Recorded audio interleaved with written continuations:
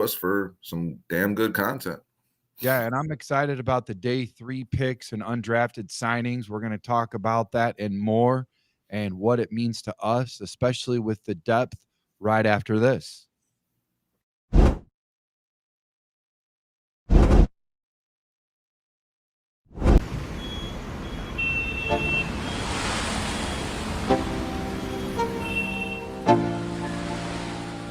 Let's go. Yo. Get up, nah, I ain't a quitter. Toss me the ball, I'm a really big hitter. Big picture, I'm a straight killer. Rising the song to the highest bidder. Got juice, got gas, I'ma move fast. New shoes, new tracks, like who's that? I'm new, come back, better than last. Yeah, it's a new me, never gonna look back. Never gonna look back. Cause damn, I was built to last. You move slow and I move fast. And that's facts.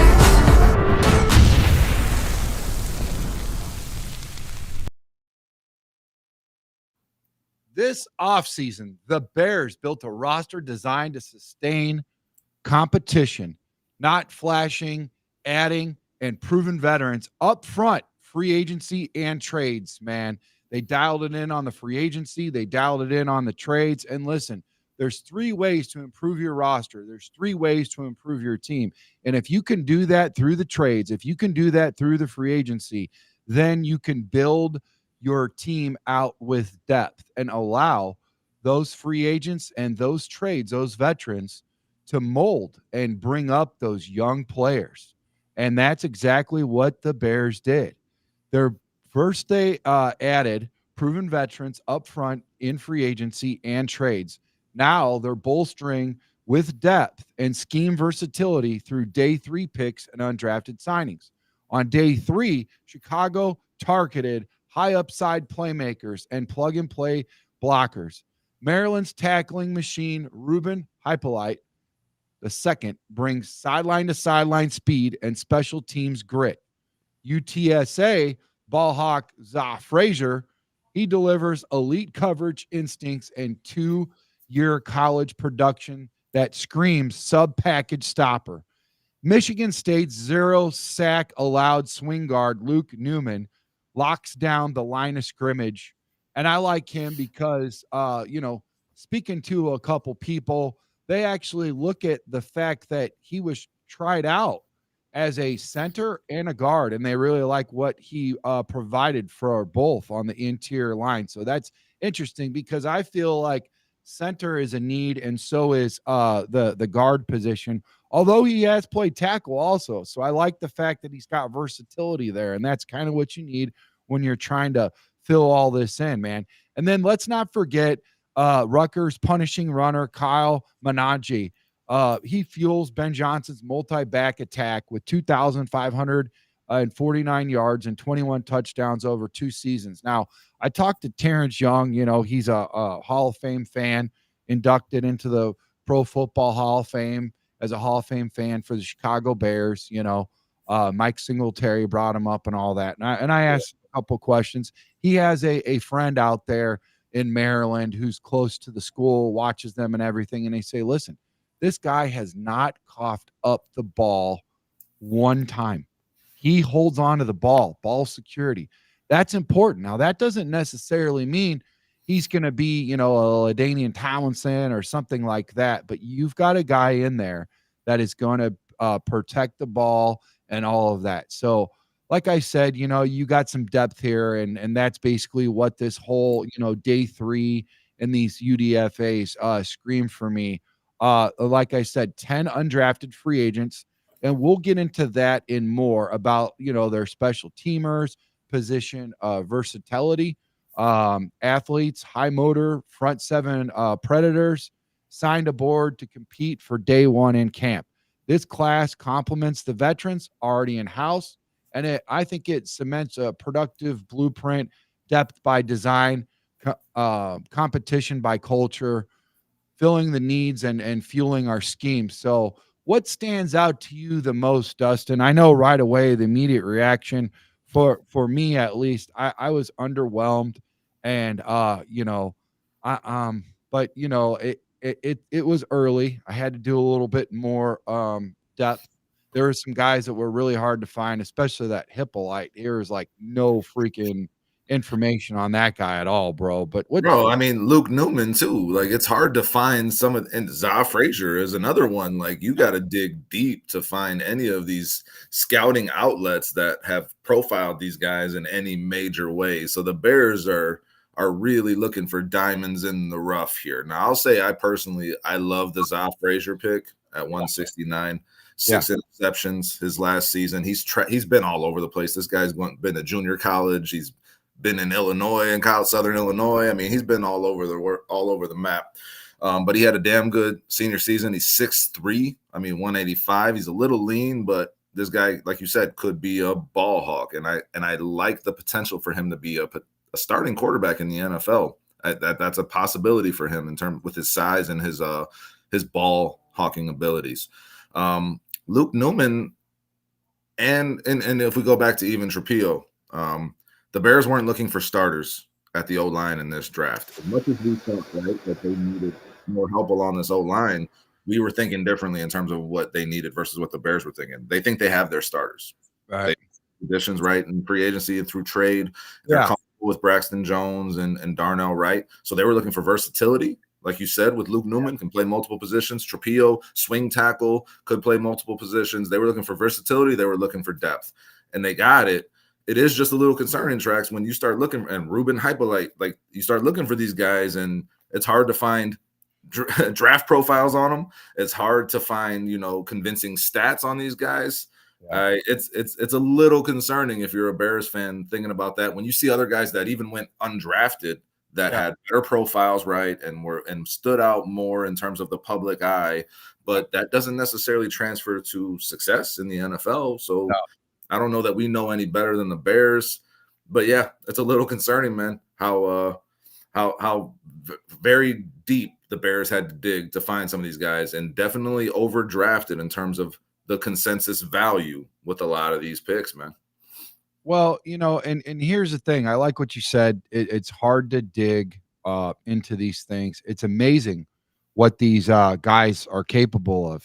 These scouts and whatnot for the Bears, like what they're doing and, combing over everything and all of this, and to find those diamonds in the rough, to find those guys that potentially fit. And then to be able to be like, okay, listen, now we just went out and got Dennis Allen. What players will, help Dennis out? What implement his defensive scheme? Yes. There's not a lot of time. When we're looking at the draft and we're like, why is it taking so long? We have to wait till our next pick. I promise you that war room is just like you and me in a chat or doing this podcast. We look back and we're like, that was fast. But everybody else is probably like, that was a freaking hour long, and you look at that, you look at the fact of what they're doing and, combing through everything, looking at the medical, history and all of that. So here's something interesting I did find out about that Hyppolite. He posted 66 tackles and 2.5 tackles for loss, earned himself all Big Ten honors in 2023. That's a pretty good award there, Big Ten honors. I like that. He demonstrates sideline to sideline range, 3 interceptions, okay, 6'2", 236, 4.42. He even ran a 4.39 at the combine, 40-yard dash, okay, or not his pro day, not at the combine. I saw 4.45, I believe. Okay, yeah. But so 4.42. No, he didn't even. Did he go to the combine? I don't even. Where did this guy come from? I don't even. So before you just were getting into that, the Shrine Bowl is where he was at, and really he ran the 40. Jim Miller was there, and it was 4.39. A lot of people were like really impressed when he did that, and his speed that jumped out at him. And he says, "Listen, when you're doing cover one, this guy could come down. He could cover in a mismatch situation and make things look similar but different. He could come down." Cover a tight end. He could come down, cover, a what do you call it? A wide receiver, a slot, a running back, just depending on if he's down in the box or out in the flat or wherever they need him. He can make similar things look different, and that's basically that's what I like about Ben Johnson. That's what I like about Dennis Allen. They are very interested in making things look different, but doing the same thing. And I think it goes back to the old adage, KISS, KISS, keep it simple, stupid. Anytime you talk to a coach, they always say, stay out of your head. The minute you get into your head, the minute you're in trouble, and you know how it is, head on a swivel, immediate reaction. You have to go with your guts. You have to go with your instincts. Know your assignment, know your zone, know your man, and read and react and live in the moment. And to keep it simple, but to make things look different, even though you're doing the same thing, I think that really can help out this team in a way that we haven't seen in a while. You know what I mean? And I think this is one of those guys that they're hoping, when these listen, brother, I like his downhill blitz package that Dennis Allen has. He covets these sub packages, and he could also help out this guy in special teams. I really think he's going to do some special teams. I think he came in and he filled out that guy that you really liked that we had last year as a will linebacker. And I'll be honest with you, I didn't even really. He wasn't on my radar. He wasn't on my radar. He was on my radar when I started to fall in love with him. When our fans, Sanborn's who I'm speaking of. Okay. Right.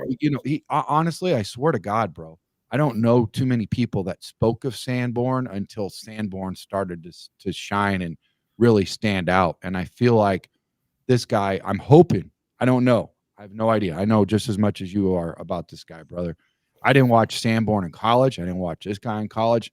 Not a big Maryland football watcher, not even basketball, bro. I just doesn't really jump out at me. I do like Big Ten stuff, so you would think that he was on my radar at some point. Well, but when you said keep your head on a swivel, you're talking about on field play. Go with your instant gut reaction. You got to make a decision in a split second. And I think the Bears kind of did that in this draft too. I think the board didn't really necessarily fall the way they wanted it to, which it oftentimes does not, in the NFL draft. And I thought they reacted well in those moments. This draft clearly. I love this draft. I got to be clear. The overall haul of this draft, I am a big fan of what the Bears have done. I really am. But this draft clearly was Ben Johnson, Dennis Allen targeting very specific needs and things that they envision for their respective schemes. And I think that should be encouraging the Bears fans. You might not know who Hyppolite is, but the reason that they went and got him is because Dennis Allen said, I could use a guy like this in my system. Very specific to their systems and what they envision being able to do on the football field in this upcoming season. And I think this is giving us an early indication, an early look, like to your point, like backing up what you just said, of what they are looking for. And with this guy, Hyppolite, I think he really embodies. You look at him and you look at Burden. I was hearing some stuff about Burden. It's phenomenal. The guy with his size and his speed is ridiculous. What he can do. And basically Ben Johnson said, I've got my JMO, and JMO has spoke on him, and there's a connection with those two. I immediately, I can't remember what it is. They played in high school together. Okay. I knew there was some sort of, connection there, but this guy's a baller. He's a grinder. I think the best thing that could happen for the Bears is that he fell into the next day, because this guy was out at midnight, freaking showing tape and, putting some stuff out there and showing teams like, hey, this is what you're going to get. And when I was listening to, I think it was Fox. Was it Fox that had a thing about him? Basically, they were like, this guy's basically Deebo Samuel with speed. I'm like, that was Chris Collinsworth. Chris Collinsworth on Inside the NFL. Yeah. That's scary. That's scary when you think about that. And so that is the comp. So if we trust that, maybe we should trust this Hyppolite. And from what I'm hearing, his relentless motor and tackling make him like immediate backup behind Tremaine Edmonds. And you look at the size, you look at the speed, what he can do with upside and dime and nickel fronts, I could get behind this. I could see where at least where it makes sense. Now, here's another guy I want to talk about, Zah Frazier. Now, I've heard we talked about him on our show, believe it or not. We were talking about him on the show that from UTSA. He's a path carver, set a program record with 6 interceptions in 2024. He allowed a minuscule 37.7 passer rating when targeted and ran a 4.36 40-yard dash. He's 6'3", 186. So a little light, but I promise you in Chicago, we can find ways. I think I probably gained 2 or 3 pounds just over the draft, I'll get it off. But my point is, dude, he could easily get up to 200, 210. It doesn't take much. He is light, but getting back to his stats, he's a first-team All-AAC pick. Frazier injects the secondary with ball-hawking flair, boundary turnover juice, slotting into Chicago's sub-packaging rotations and special teams immediately. Again, you could see versatility where you're using him throughout all over the field. So listen, this is what I'm trying to share with you, Dustin. If you look at a guy on Kyle Gordon and they're trying to find ways to implement him and put him not only at, the nickel, but also the outside corner and safety. And safety. What Yeah. do you think they're trying to do with these rookies that are going to be learning behind these guys? I mean, this is why you use free agency. This is why, you win trades. And I feel like the Bears did such a good job at that now we are trained, like, we got to do good in the draft. We got to get the best players in the draft. But I think we got the best players that they needed and not what we wanted. And it fits their vision. It fits their scheme and what they already have in place with the veteran free agents that they picked up and the trades that they got, brother. They identified needs. I agree with you. That's what I'm saying. 100%. I think that their vision, we need to let it play out, and right. We need to see what these guys do. I think Hyppolite will certainly be a special teams contributor right off the bat. And I think the big theme of this Bears team right now in this draft, offensive and defensively, is scheme versatility.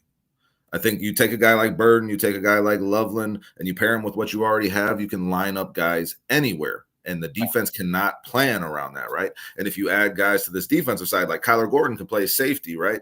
And this guy, Zah Frazier, could be I could see him being better than Terrell Smith right off the bat and competing with Tyreek Stevenson within a year for that boundary spot. And now you got extreme depth, you got versatility in terms of alignment, and you can put guys anywhere. And I think this Hyppolite guy might be that's a vision that they have as well. I can move him all around the field, use him as a chess piece in my defense. I think that's what Dennis Allen is envisioning. So I think that's the big overall theme for this Bears offseason in general. Scheme versatility. You can't plan what we're going to do one way or the other because we can put guys everywhere and utilize them in a lot of different ways, both sides of the ball. I love what you said there. Touch a little bit more on that, please, while I'm loading some of these pictures up for us, please. Oh, so you mean just in terms of I think the Bears are Ben Johnson said it, and you said it earlier in the show, make same things look different and different things look the same. That's going to be the key tenet of this offense, and it seems like it's going to be a key tenet of this defense as well, not being able to identify what the Bears plan on doing in terms of their play calling on either side of the ball. I mean, the chat's Bear Truth really talking about Burden and his maturity, guys. Luther Burden could not have gone into a better situation for him. If the maturity stuff is an issue for him, you got Antoine Randall L as your immediate supervisor at the receiver coach who does not take no shit, who's going to be a great wide receiver coach for this guy. You got Caleb Williams, Roma Dunze, who just did this whole rookie thing last year in Chicago. He can lean on them for support. You got DJ Moore. You put him on the field between these guys. On the field, they're going to take a lot of attention off him, and vice versa. And off the field, he's going to be able to lean on them for guidance. And then you talk about Ben Johnson, who is thrilled to have this guy on his team. Slot receiver, the biggest position that he wanted to address, I believe, for this offense. Clearly, that's what his that's what's transpired in this draft. The slot gets the ball the most, and Luther Burden will be playing in the slot a lot. But as I said, man, I think they're going to move these guys all around. Pre-snap motion, a lot of different alignments, so that the defense can't take their best guy and put him on our best guy. But I think Luther Burden could not have gone to a better situation if the maturity stuff is a concern, because we got great coaching. That's a huge upgrade for the Bears this year. And we got some guys that are players that he's going to be able to lean on as well, man. Yeah, I like what you said. I like this picture here. I like all these young men, and I just want to welcome them to the Ozzie Trapillo kind of looks like Shane Gillis. Shane Gillis. That's funny, dude. Looks like one of those AB posts on X. But Shane Gillis' face.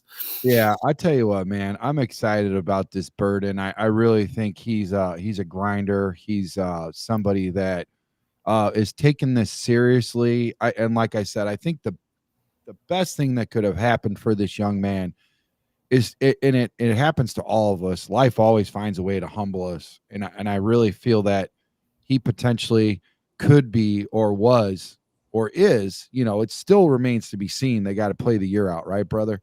The best receiver in the draft. And, having that being said, just that alone, just that one player alone. I mean, I'm not talking about, Colston Loveland potentially being the best, tight end in the draft. But if you go out and now you get the best receiver in the draft, anything after that is a plus. I mean, honestly, I like this guy. Okay, we're going to get a little bit off topic here, if you don't mind. We're traveling back just a little bit a day before. I like this guy. I really think he's going to be a good defensive tackle. I think he's going to be really important. Now, all of a sudden, last year when we went out and got a 5th round draft pick for a defensive tackle, and we don't know what's going to happen with him yet, but at least we have, another solid piece in there. And then you go over to the other side of the ball, you were talking about Trapillo and that, but here's another young man to back up the offensive line. Trying to find his picture. I just had it. Where are you at? Real quick, Trax. Let's Dante Purify super chatted. 99. Thank you very much, Dante. Thanks for joining us. We appreciate your support. You're in all the 4-star shows. You're in all the CSP shows. Yeah. You're a hell of a fan, and you're a hell of a participator. We appreciate you greatly, boss. Yeah. Oh, that's awesome. Thank you so much for your donation. We really appreciate it, man. That's awesome. It's been a minute since we've had one of those, and we're very grateful whenever that happens. But man, I thought I put that guy. Then, real quick, I just want to say, man, on 4starchicagosports.com, we're putting up blogs consistently. The day before the draft, the day of the draft, I put out my draft predictions. I had Luther Burden going 39 to the Bears. I had him as the 2nd best receiver in this draft behind Travis Hunter. He does have the potential to be the best. And I just wanted to say, man, the Bears got potentially the steal of the draft with Luther Burden falling into the 2nd round. He's a 1st-round talent. A lot of things led to that happening, but the Bears are beneficiaries of all those things, and his character concerns will not be concerning in Chicago with the locker room that this team has put together. And how great does that feel to say as a Chicago Bears fan that there's actually a culture in this locker room that we are not afraid of drafting a guy that might, have some concerns, because that was not a thing in the past. Ben Johnson is changing the culture of this team quickly.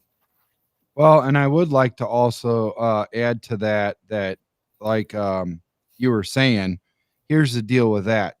We had a chance to go out and get a defensive tackle that went to Philly, because of that, behavioral concern and whatever. But with these coaches in play, I'm not worried about that anymore. I really feel like these guys could really, really take that on, and we'll be okay with that. I really feel like, it'll be fine.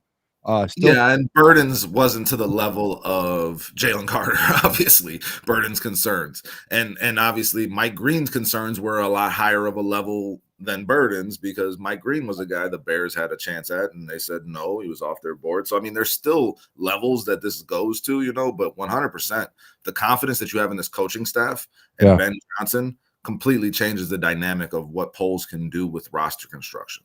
Yeah, and with this roster construction, back to the offensive line that I was highlighting, Michigan State's Newman.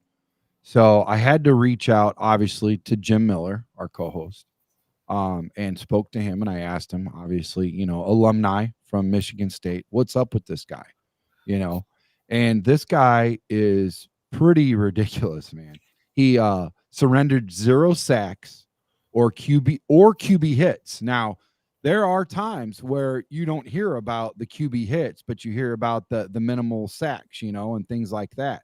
But to do both, that's what he was talking about. He's like, man, this guy's something else, man. He showcases rare power to move for a 6'3", 312-pound swing guard. So he could play both guard positions and he could play the center. And that's what they were really interested in. His versatility to go ahead and jump in and play center. And we've seen where not even having a starting center, but also a backup center could really hurt us, man. His technique combined worthy athleticism, versatility to play both guard spots and fill in crucial depth at center and push for early reps in the interior battle. That is something to me that I really, really like. How do you feel about that? Yeah, man, you said 0 sacks and 0 hits. To add some context to that, and that was in his last season in college football. That was in 417 pass block snaps. Well, I want to say one more thing. That's impressive. But let me share something else that's even more impressive, okay? He went up against the guys that we were coveting, okay?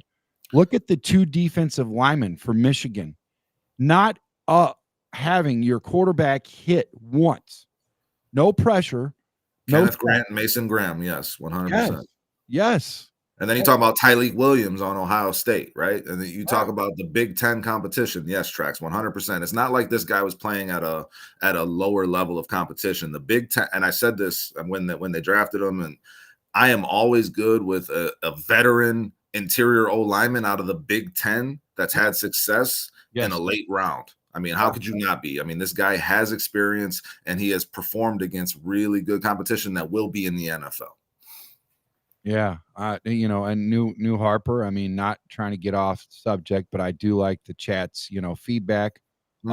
He said he had Colston Loveland over Tyler Warren, complete stud.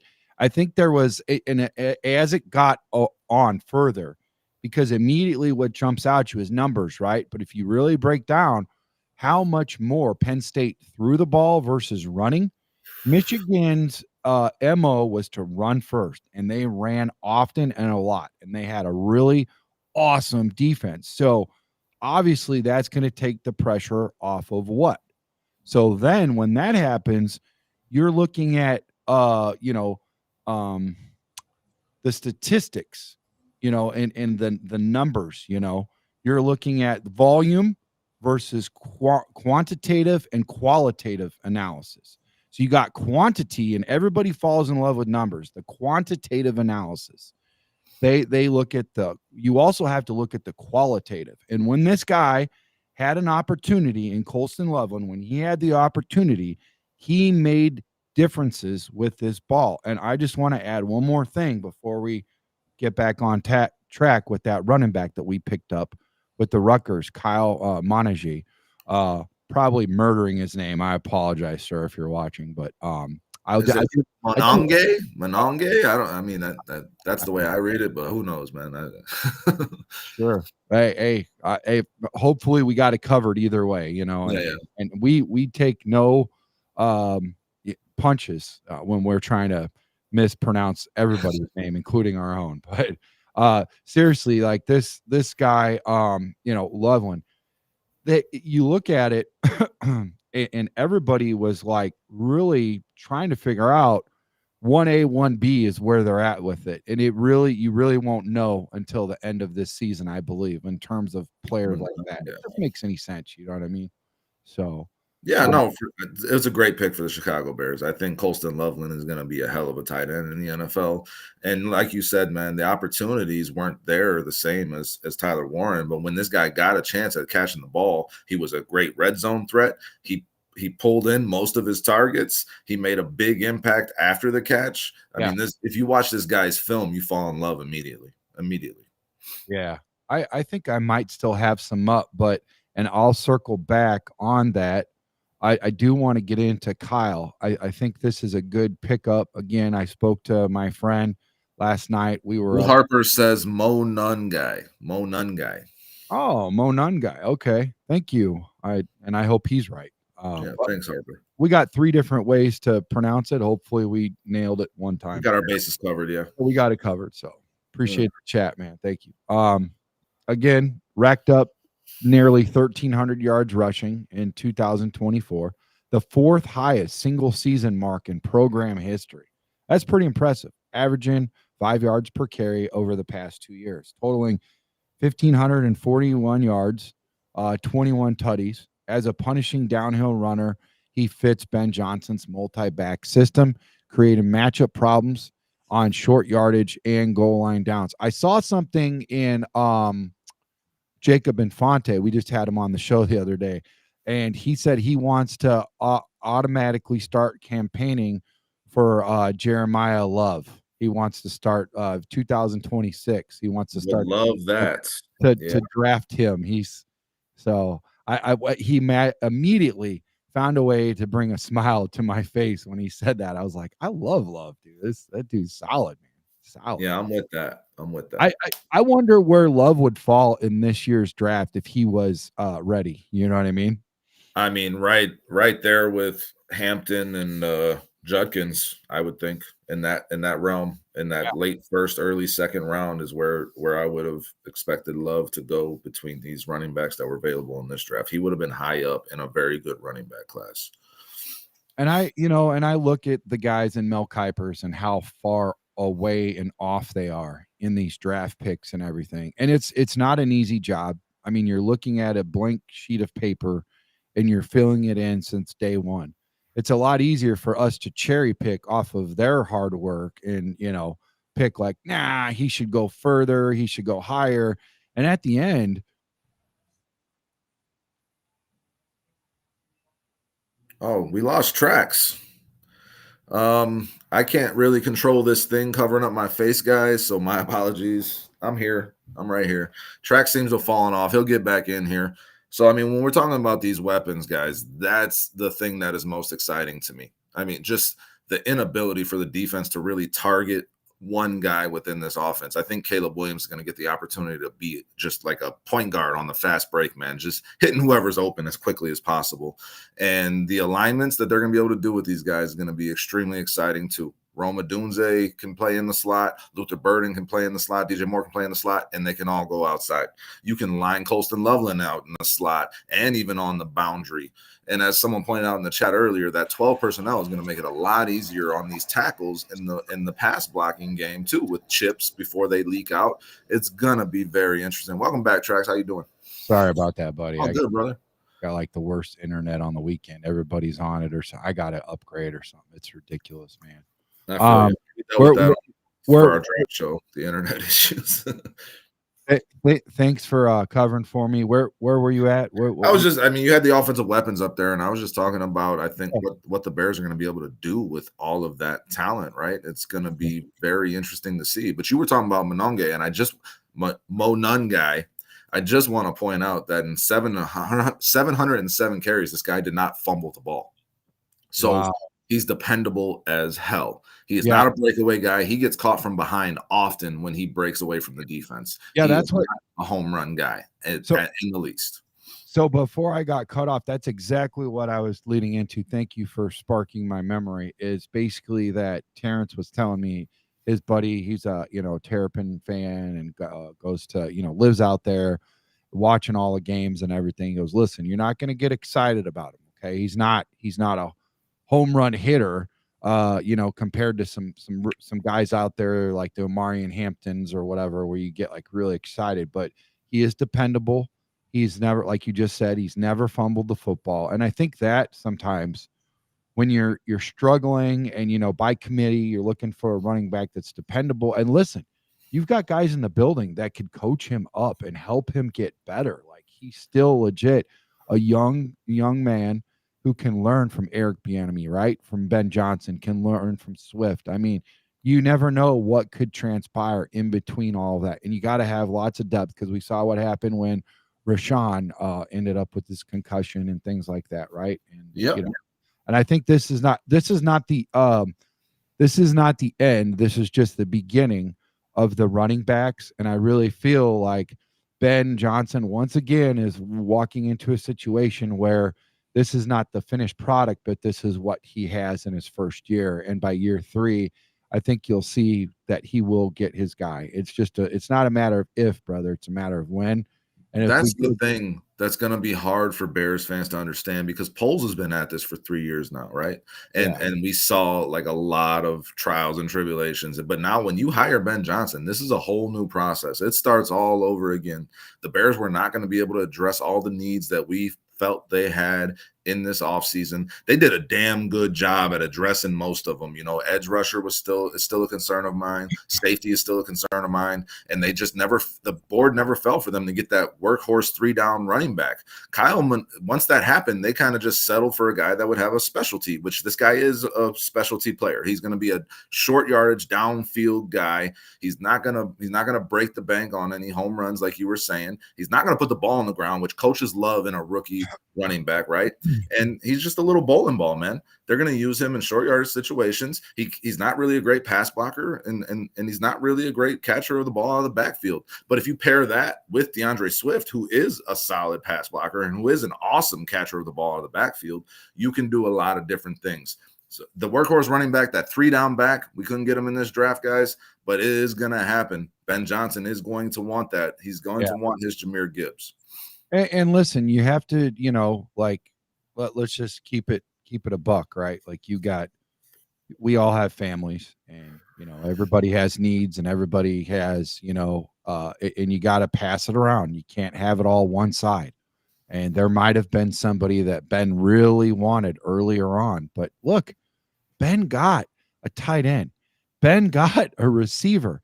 Ben got offensive linemen. It's not like they didn't do their due diligence and give. You look back just a short couple years ago, and you look at what happened with when Eberflus comes in and he gets Kyler Gordon right away, and he gets Brisker.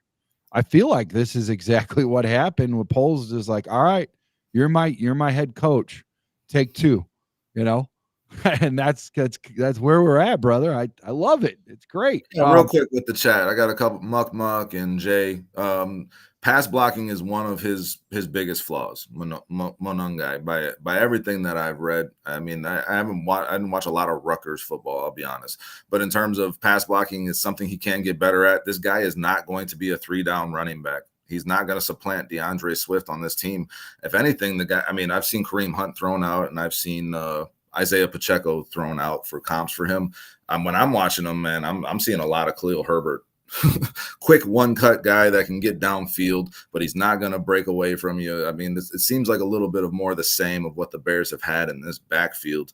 This is not the answer to the running back problem if you think the Bears have one. I don't think so at all. Well, I would like to bring up a solid point, okay, if I may. And this doesn't mean that it's going to happen or it's going to totally correct somebody, flaws or whatever, but Ben said to the receivers, no block, no rock.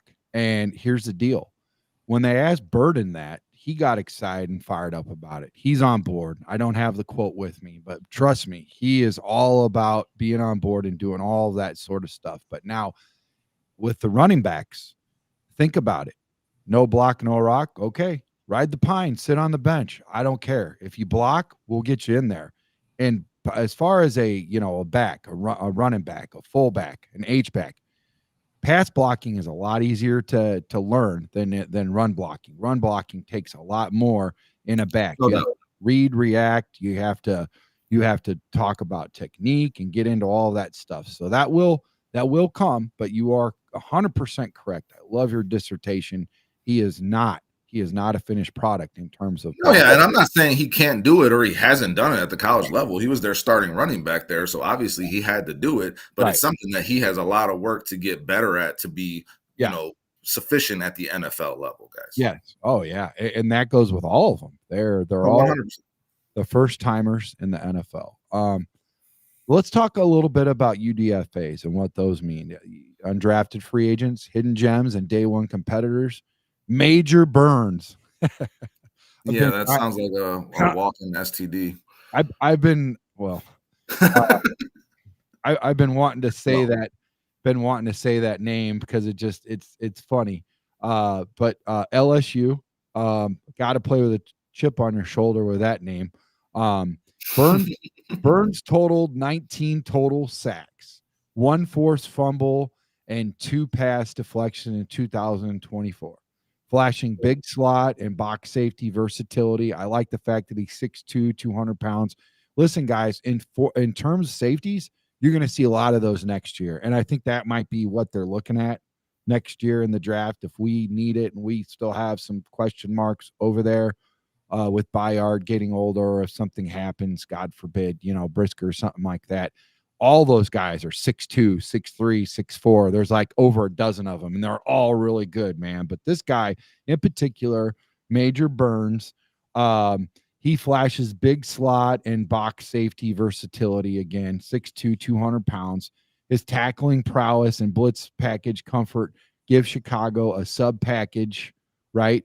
He's a sub-package defender, special teamer, tackler who can challenge for dime snaps. So, what's your take on him? Well, I mean, the Bears needed to address safety in this draft. I thought that was not so much running back as safety, man, that they did not come away with a potential starting safety in this draft. Jaquan Brisker, as you said, cannot stay healthy consistently. The concussions are a continual issue, and they're a big concern. Bayard on the last year of his deal and getting up there in age. I mean, I personally thought instead of Shamar Turner at 62, Andrew Makuba made a lot of sense, who went a couple picks later, and that guy's going to be a starter in the NFL. So they're addressing the safety now in the undrafted free agency, which isn't as inspiring. Clearly, This guy played at LSU, SEC, top competition, and he's got good size. And I don't know. I didn't do as much work on him as I did on Makuba or Malachi Moore or a lot of other safeties that I liked in this draft, man. Right. But he could end up making the team, playing a special teams role. I don't know that he fills the need that the Bears really needed in terms of that safety spot, man. But it's a good pickup for an undrafted free agent. Sure. Yeah. I everything you said, I mean, spot on, man. I'll tell you what. Here's another guy that interests me. Power Echols, linebacker out of North Carolina. Oh, and I do want to add one thing before we get too far off. Here's one thing about that running back, all right, from Maryland. The fact that he never gave up a fumble. Look at Omarion Hampton. Look at Genty. Look at freaking Caleb Johnson. All of the top running backs. The one blaring problem that they had is ball security. They put the rock on the ground a bunch of times, a lot. I mean, it's staggering. It is a very huge problem. And I think the Bears looked at that and said, this year, none of these guys check our boxes like potentially next year. Might be a chess play. I don't know. I have no idea. I think the guys that check their boxes tracks. I think the guys that I'm sorry to interrupt. I just want to say this. I think the guys that check their boxes, they went right before them, right? And you saw that those were the spots where the Bears traded back. I think they knew, like, listen, when you trade back, you're looking for depth. You're not gonna get the same player that you are right then and there. That's the whole thing about rolling the dice and doing that. But when you're trying to fill it in and you're looking at cap and you're trying to, that's like my mom when I was growing up, we had the government milk and cheese and butter and all that stuff. And then she would take like powder milk and she would mix that so that she'd stretch it out and make it go further. And I feel like this was the draft for that because all of the money was pushed towards free agency and was also pushed into the trades and re-signing our players. So it's give and take in everything. You might lose a little bit of flavor, but you can make, it stretch out. And, and I feel like that's kind of, if that makes sense, it's a little bit, lose the flavor, keep the nutrition. Yeah. Yeah, exactly. Yeah. Exactly. It's still white a little bit. It makes the cereal wet. But yeah, dude. So Eccles, linebacker, North Carolina, Power Eccles. He racked up 43 solo tackles, 0.5 sacks, and an interception over 14 games in 2024. 6 foot tall, 225 pounds with sideline to sideline range. I do find this interesting. Not every guy in Dennis Allen's situation does he have to be tall as an ox, or tall as a giraffe or whatever. Yeah, 6 foot 225. I mean, he's not short, but he's not tall. He's exactly the same size as Ruben Hyppolite, basically. Yeah. So there is something that we're starting to learn about this guy and what he's bringing and doing here in Chicago. So we have to kind of see what that is. And he might be saying the same thing that Ben Johnson's saying is what you saw in Detroit is not what you will see in Chicago. What you saw with the Saints might not be what you see in Chicago. And I feel like these guys also came from other programs that they might have potentially looked different. When Ben Johnson was a tight end coach, okay, he might have had a different style, a different look, or whatever it is, and maybe less say in who he got. So I feel like these guys are kind of like adapting to what we already have in the building and making it work with what we have. You know what I'm saying? So, and it's kind of like when your wife or mom or somebody's like cooking and they're looking, I always go back to food, bro. And you're trying to make something work like a jambalaya or something, or a big old, minestrone soup. It might not have the same sort of like noodle in it or beef or seasons. It's all what you got in the cupboard. And it might taste a little bit different. It might taste a little better or different or whatever, but it's gonna work. And you might end up liking both. So the better ingredients that you get, Trax, the better it will taste and the better it will make you feel after you ingest it. Let's be clear about that, right? That's a bar, dude. I like that. That's a bar. Yeah.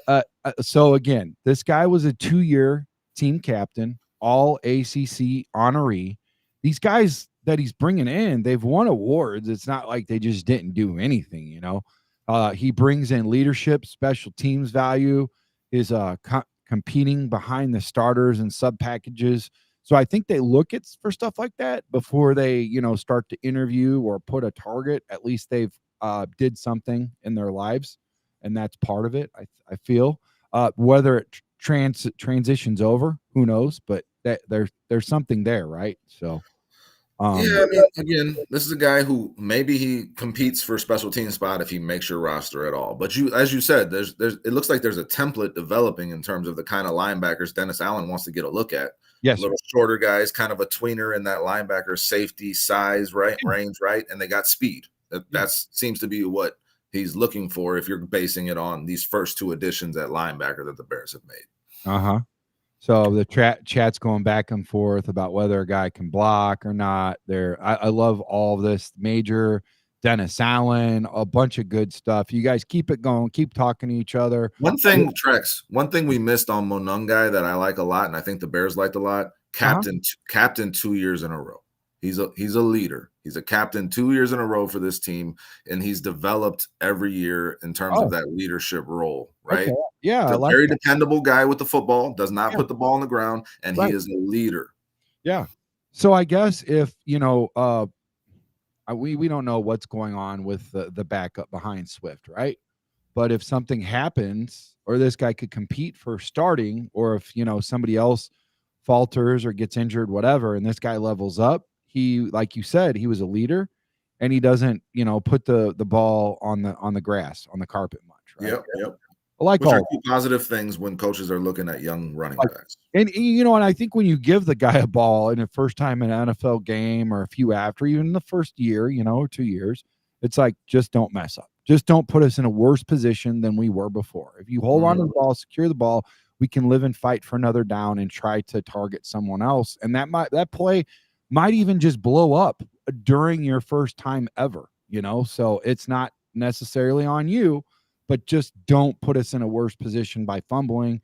And I think that's possibly what they're looking at, and then the leadership and all that kind of good stuff.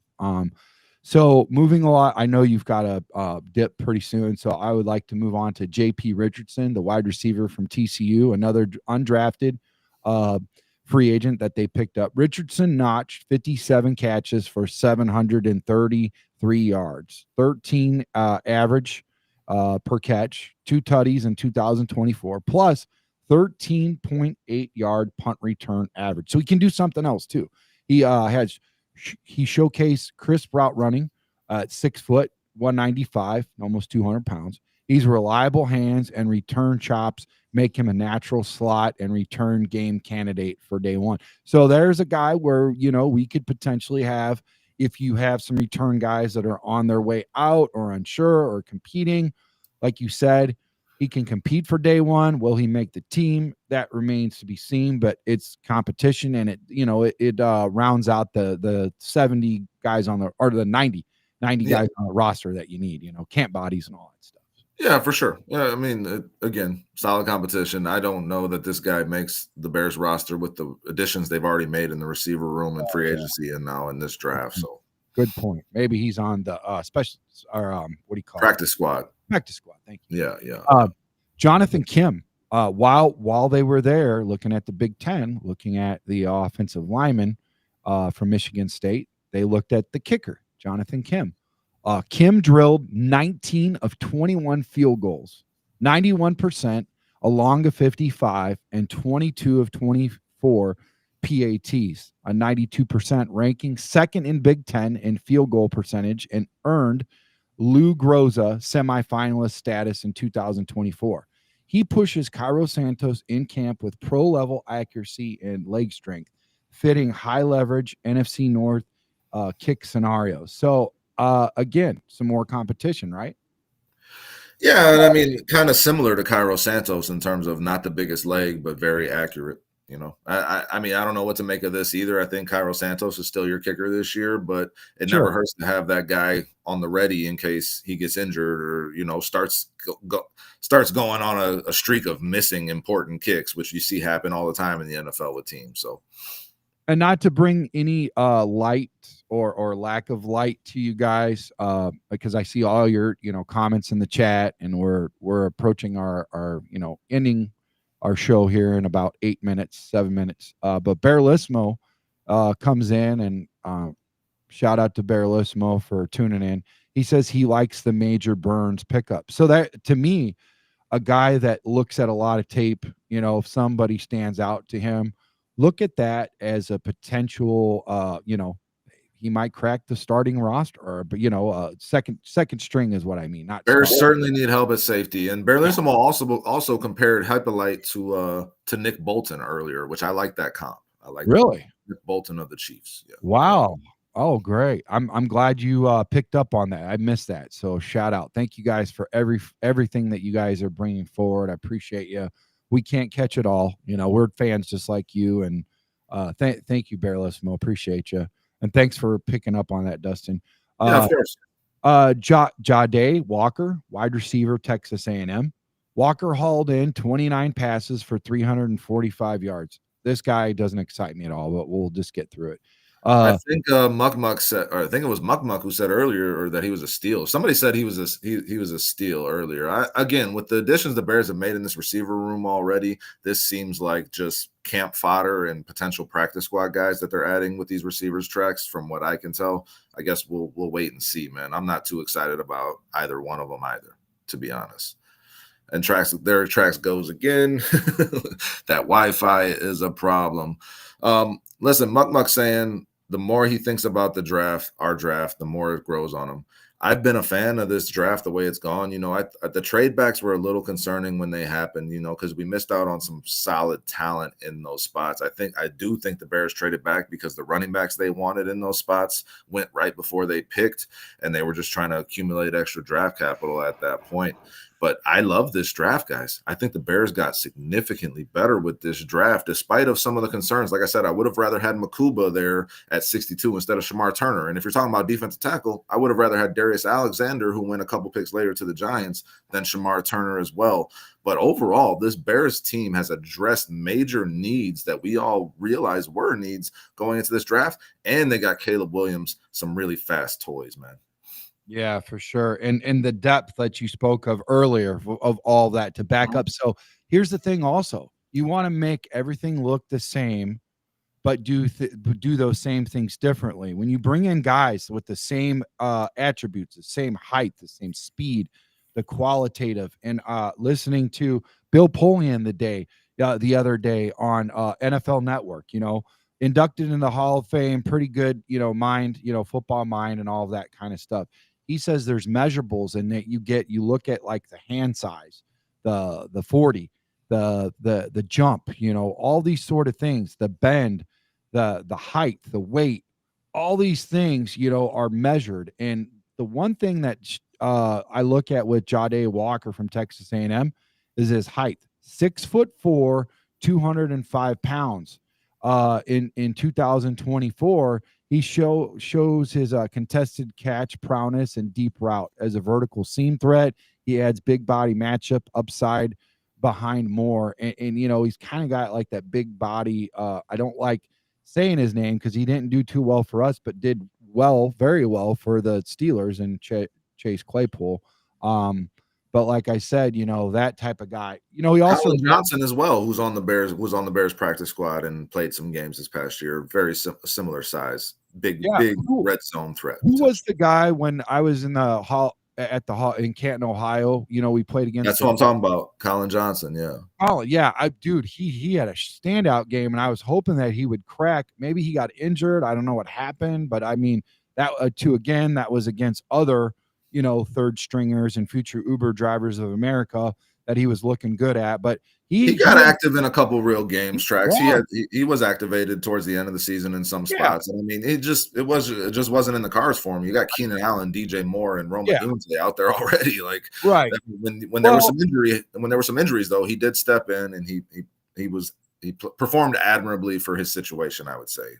I don't know. But to my point before your point that I was about ready to say was like he had these jump balls in that game and he went after and got big yards. But when you put him in a regular game against starters, you really didn't see that. And I thought that his best opportunity was when Keenan Allen had that heel and he was out for a few games. I said, okay, this is the guy I would have put in. But what do I know? They didn't put him in like as much as I thought they would. I was hoping something would happen and crack. But anyways, getting back to the guy that we're talking about, in Jahdae Walker, 6'4", big body. Who knows? Maybe that's what they see in this guy. Ben Johnson, by committee. Let's see.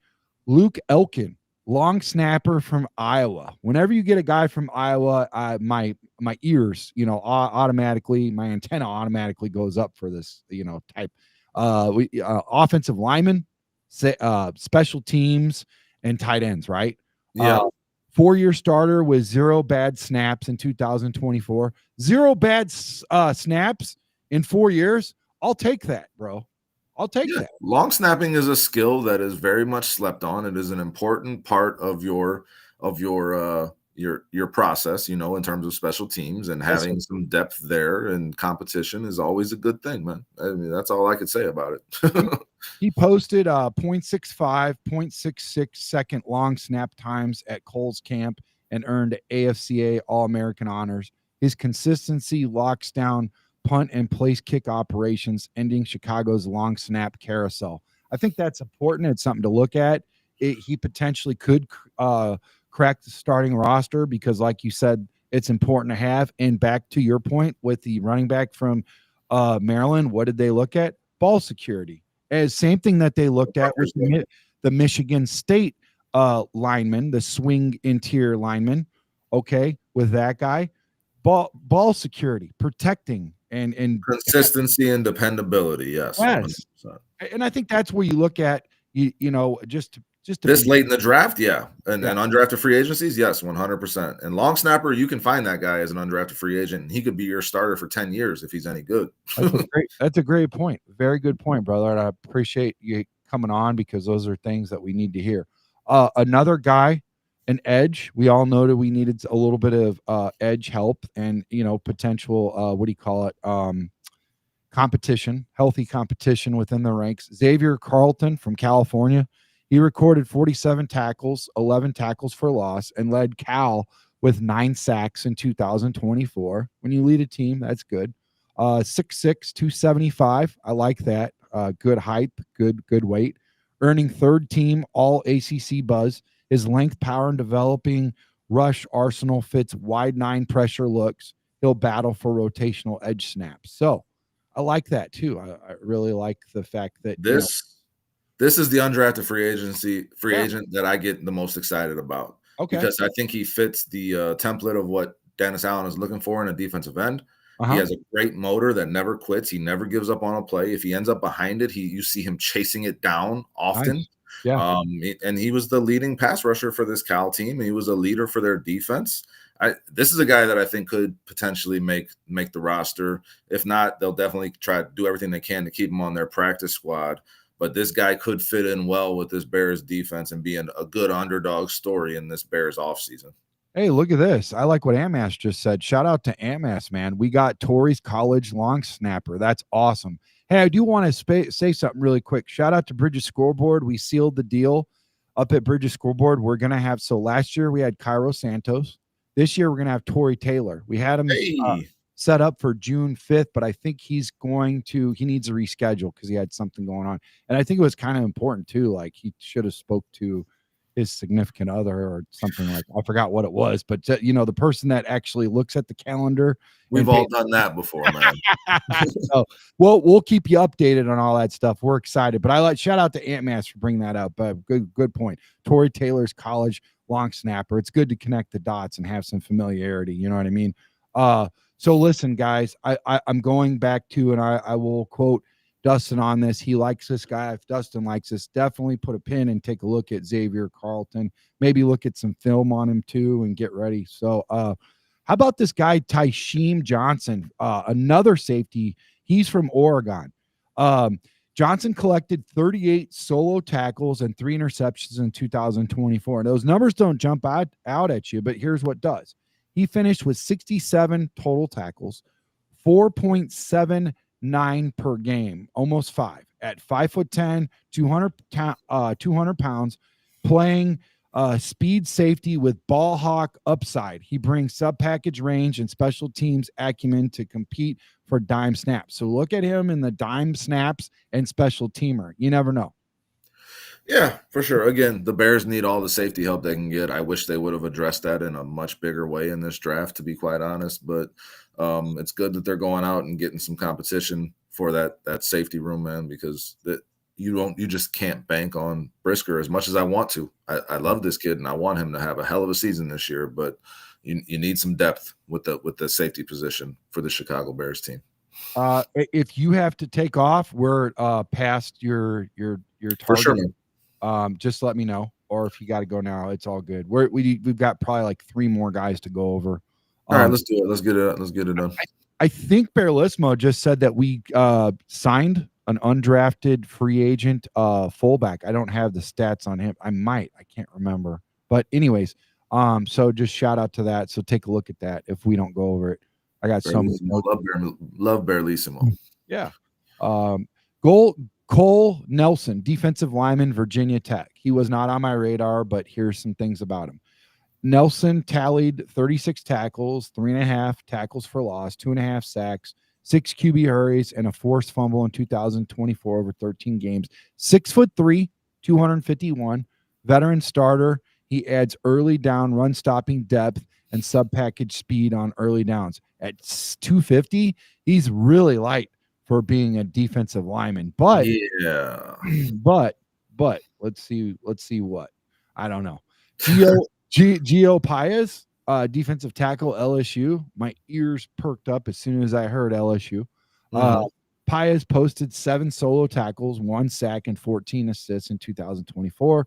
Rotating in heavy fronts, 6'3", 305 pounds, big guy, big body. Stout frame, gap control skill, make him a candidate for goal line and early down duty in Chicago's front 7 rotation. And here's why this class matters, guys. This haul isn't about marquee names. It's about proactive roster construction. After addressing big names. Bellissimo wants to see our face. He wants you to pull the picture down, Drex. Oh. He thinks we're prettier than Ryan Poles and Ian Cunningham. Oh, okay. All right. Sorry about that, producer. There you go, Bellissimo. After addressing big name trenches and free agency and trades, the Bears doubled down on day 3 and UDFA signings to load up on competition, special team aces, and high floor packages. I mean, the thing about all this that stands out to me is that Chicago's front office and Dennis Allen have flipped the script from reactive band-aids to a forward-thinking blueprint, guys. And you look at the building depth now, competing every rep, and watch these guys fight for snaps immediately. Bears fans, buckle up. This class is hungry, versatile, and tailor-made to bolster the trenches and ignite special teams. So, I mean, I'm excited for it. We'll see what happens. You never know. I mean, this could be something that we've been waiting for.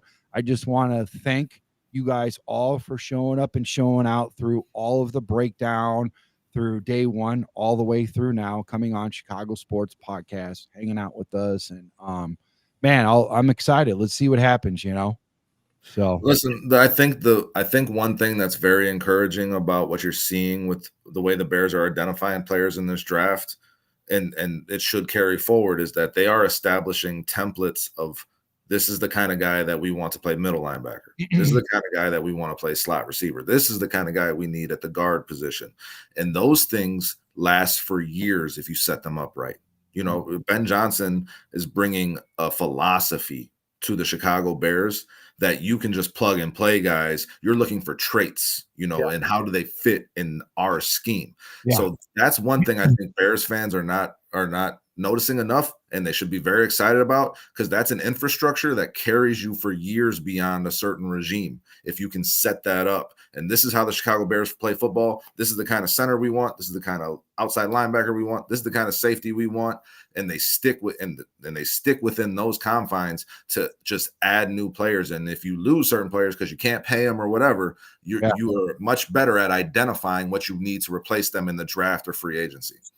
And when you go pick up free agents at a premium and trade and re-sign these guys, when you pick up in free agents and trade, and all of that, you've got to re-sign and restructure contracts. You're going to have to go load up on your, third string, second string, and all your camp bodies and everything, and practice squad in depth through free agency and all that. It's all got to balance out. It's all got to make it all work. And I like what Sophisticated Thought said.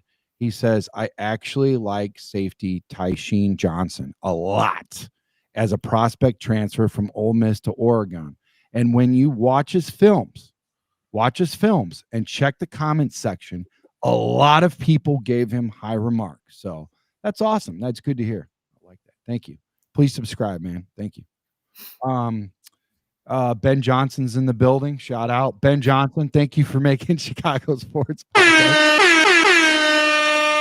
He must have really liked it when I had his picture up for that long. Let me take Ryan Poles down and bring back Ben Johnson's picture right there.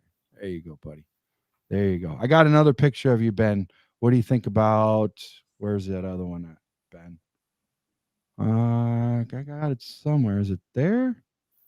Let's see. I got so many pictures in here. I gotta say, man, I think nobody's happier about this draft than Ben Johnson. There we go. There's a guy. Ben Johnson has his fingerprints all over this draft. Yeah. Obviously, you can't get every guy you want, but this was a Ben Johnson draft, and it's going to set the tone for his entire tenure here in Chicago. I think he is thrilled. So I think this Ben Johnson impersonator is way off, to be honest. What did he say? What did he say? Well, he's speaking as Ben Johnson, saying, "I miss Detroit. We're drafting great toys here, while Detroit is getting big, ugly, nasty guys in the trenches." This sounds like a Detroit fan who's having some FOMO for Ben Johnson missing him. Well, hey, check this out. Check out this early call. This was a lot of fun. I watched this video. I like the Seth Rollins one. That was really cool. The WWE, and then my guy Bear Man, he was in there. Des White was funny. Yeah. Luther. Check this out. Yes, sir. Hey, it's Ryan Post from the Bears. How you doing? I'm doing good. You sick of waiting? I've been waiting a while. I know you have. Well, we're going to put your name in right now, all right? Yes, sir. Appreciate it. All right. Let's do it. Appreciate you. All right, here's Coach Johnson. Luther. Yes, how sir. we doing, buddy? I'm you doing ready great. To go? I'm ready to go. It's time now. Coach Strink told me what you're about now, all right?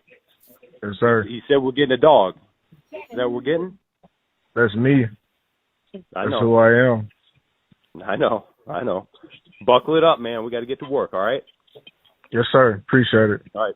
Hey, I'm going to pass you on to our president here, Kevin Warren, okay? Yes, sir.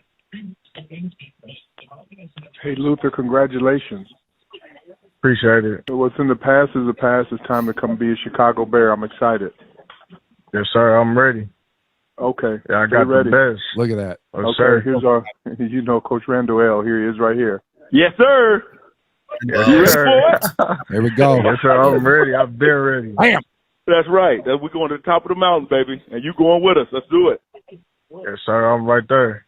How you feeling? If that doesn't fire you up, I don't know what will, man. That's got to make your blood get really freaking elevated, man. Your blood pressure's got to go through the roof on something like that. Every single one of those guys, it got excited. They didn't have no monotone in their voice. They didn't look like they were freaking reading a teleprompt. That was all natural. Here's another guy that brought the energy. And look at all the Bears fans that are getting pumped up about Seth freaking Rollins burning down Green Bay, Wisconsin. I know y'all mad because Green Bay, Wisconsin. I know y'all mad because championship gold looks good on the blue and orange. We are in the shadow of Lambeau Field. And I love Lambeau Field because the king of the North, the best quarterback in the NFC North, Caleb Williams, is undefeated at Lambeau Field. Let me remind you, I am a visionary. I am a revolutionary. I am Seth freaking Rollins.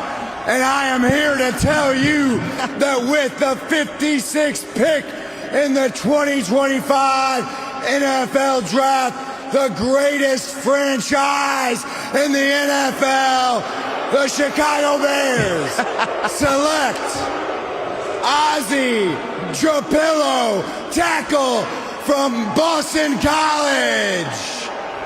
Let's burn it down and bear down Chicago.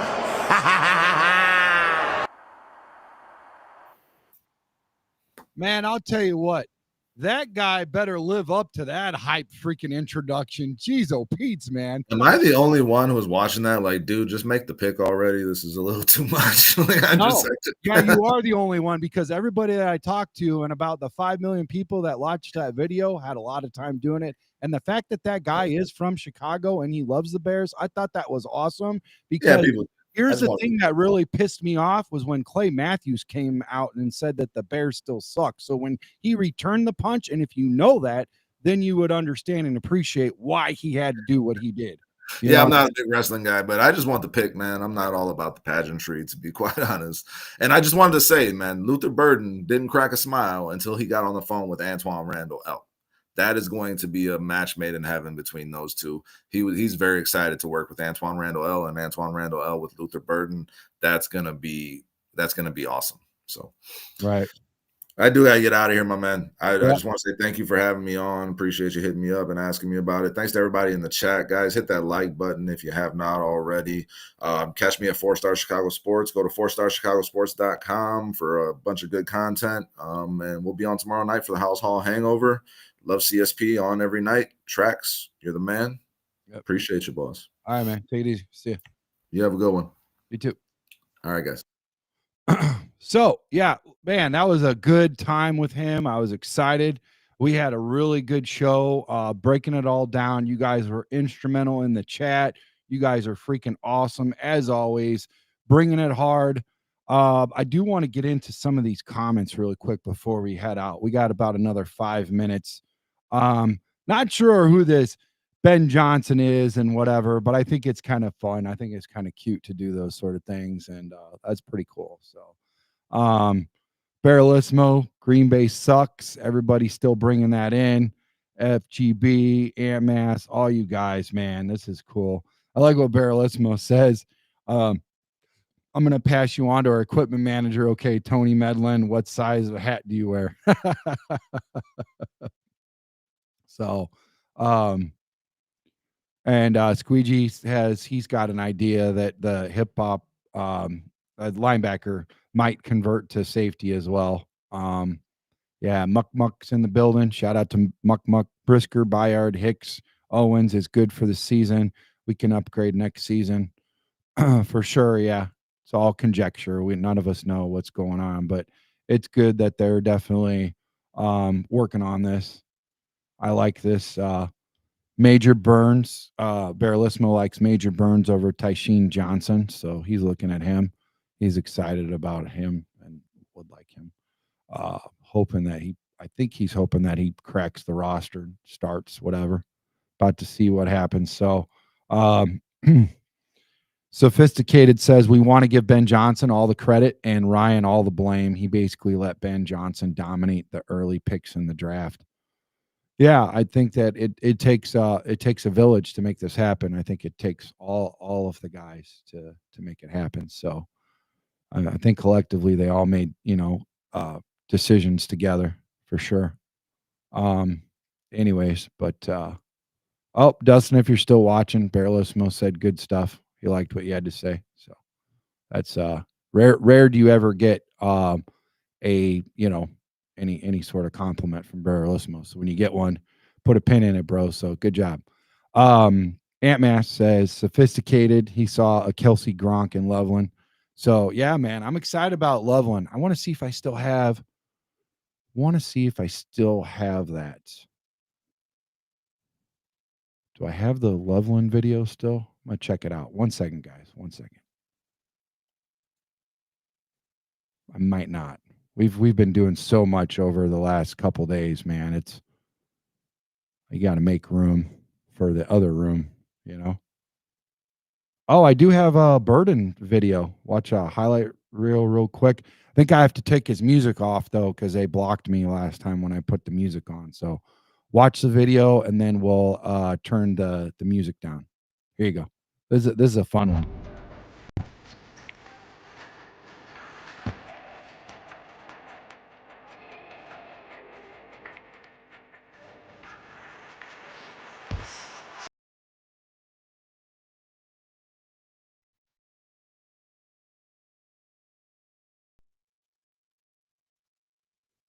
Yeah, this is from Bear Down Blog. I found this on Instagram. Shout out to them. Very cool little hype video. I like watching these things. They're fun. A lot of fun.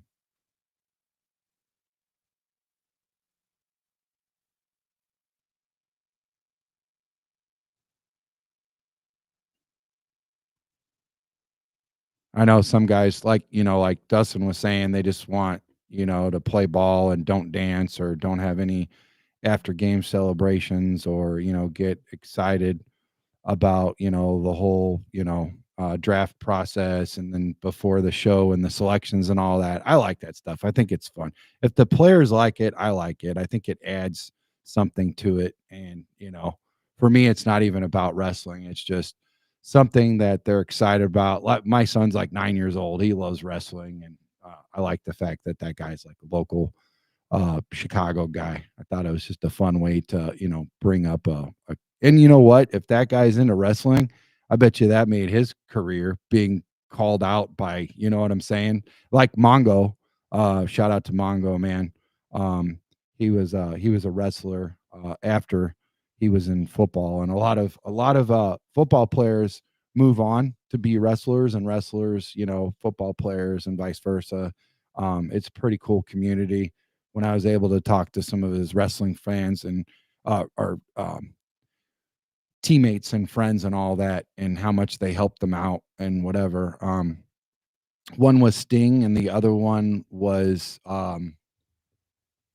Ric Flair. Ric Flair was a tremendous help, very helpful to this day. Talked to him, and Sting donated a chair. Goldberg did a show with us. Really great guys, man. Give the shirt off their back to anybody, especially Mongo. They loved Mongo, and all those guys, they wanted to be football players. So it's funny because they all looked up to Mongo when we went over to the WWF. So, anyways, but yeah, rest in peace, Mongo. I think I have. You guys want to see? I think I got he's. I talked to Misty yesterday, Misty McMichael, and she basically was saying, that they are next week. They're going to have it open to the public. Going to be at Soldier Field, something special for him. I'll be there for that, and then I'll be there for the private family and friend ceremony for him. So the fight's over, man. He fought long and hard for his family and friends and fans and everybody. He got a lot of fight in him, man. Crazy. Big heart too. So let's see if I've got that video real quick, guys, and we'll end at that. You know. Yeah, here we go. Okay, this is the one of my journey with all his friends and everywhere we've been. Canton, Ohio, Soldier Field, all that stuff, and just all the memories and stuff, helping raise money for him and his ALS fund. And there's a big check at the end, Happy Gilmore check that we gave to Misty that she put in the nursing fund for him. So enjoy this, man. It's time for my hands go off freely.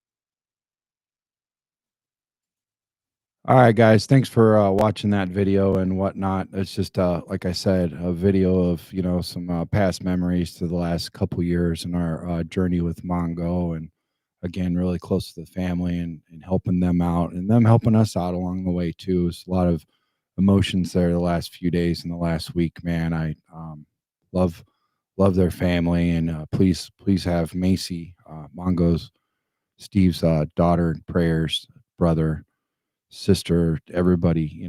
Think about how much he's touched us, touched me, touched you guys as fans, and imagine that touch and that connection that he brought to you, and how much he touched the people that were there with him and watched him, fight and suffer for days. There was a point where they didn't even know that he was going to, and we were waiting all day long, and we got the call from Rich DeZer and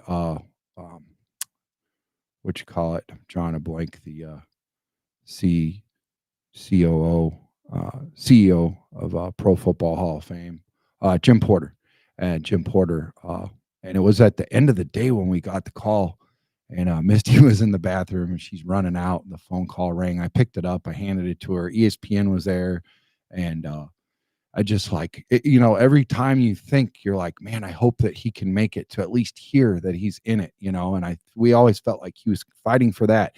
And then he fought longer. And then he got the ring, and they, dedicated him at Soldier Field week 1 against the Tennessee Titans. Remember that game? And Mike Singletary, who was in the pictures earlier with me, he comes out and does the whole ceremony for him and all that. And man, I'll tell you what, they did something very, very special for him, and he did something very, very special for all of us. And they're going to do something very special for him this week. So shout out to Chicago Bears for making this a very special. We'll always remember him, and he's awesome. So, anyways, yeah, please pray for Macy, his daughter Macy, teenager, his wife, family, friends, everybody, and rest in peace, Mongo. So, anyways, I'm very blessed.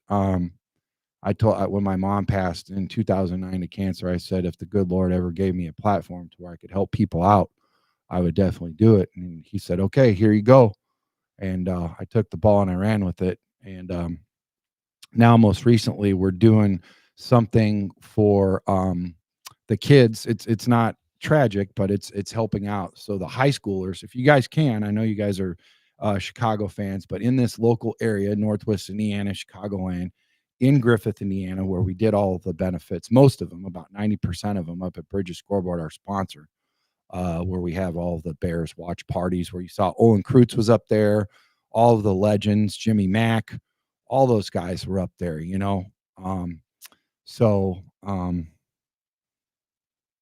those guys are awesome. They just lost one of the brothers, Bridges. They've been up for over 42 years. The average sports bar lasts 2 to 3 years. They've been up for 42 years, so they're breaking records up there. They do a lot of good things. They help out a lot of people. Last year, one of the brothers, Jeff Bridges, he passed away. And now, right at that same point in time, Scott's fighting for his life. He's got stage 4 cancer, and that man is awesome. And they do so much for people, fundraisers and all that stuff, and just really good people. But this year, I'm giving back. We've had we've been blessed with all these legends on our show and relationships and all that. Now I'm giving back to the community. I'm bringing up high schooler baseball team, softball team, track.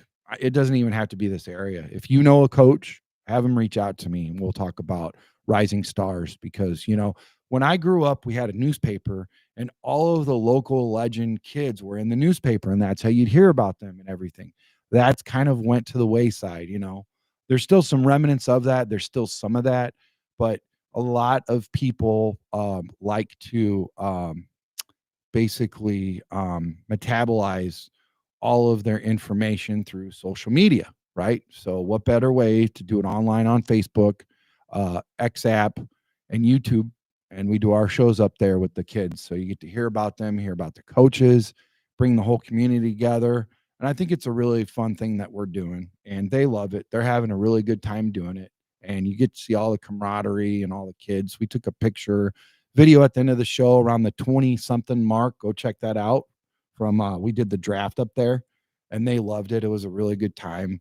We gave some autographed pictures away for when they had trivia and answer questions and stuff, and some of the parents too. So I think it's really cool. I think it's what we're doing is outreach to the community. And listen, that's what Mongo did. You guys realize how much, if you go back and you Google and research, you guys might already know this, how much Mongo actually gave. He was one of the biggest givers in this local area to all kinds of charities and benefits and stuff. He really touched this community, man. He really touched everybody, not just here, but globally, man. Awesome guy. Awesome guy. So, all right, you guys enjoy the day. Thanks for hanging out with me. Appreciate you guys. Love you guys. As always, make sure you hit that like, and ring, subscribe and ring the bell for more passion-fueled Chicago Bears breakdowns on Bears on Tracks and Five for Chicago, guys. Make sure, like I said, subscribe. Appreciate you. And thanks for that donation today, the donation that was given to us. Appreciate you. Love you guys. Enjoy your Sunday. Bear down.